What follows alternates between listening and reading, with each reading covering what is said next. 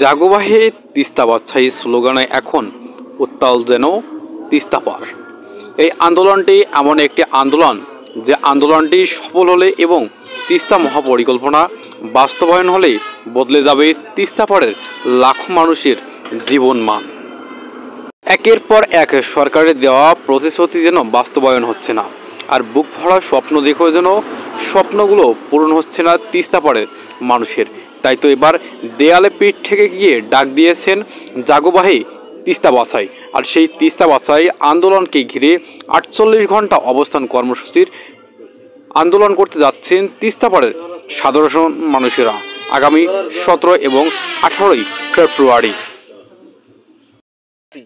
কিন্তু আমাদের কিছু নাই, আমরা চাই তিস্তা নদী মহাপরিকল্পনা বাস্তবায়ন হোক, খনন হোক, দুই সাইডে বাঁধ হোক, আমরা বাইরে কামাই করে আসি স্থায়ীভাবে যেন আমরা থাকতে পারি, এটাই আমাদের প্রত্যাশা। আমরা এটাই সরকারের কাছে আমাদের দাবি, আমরা এটাই চাই।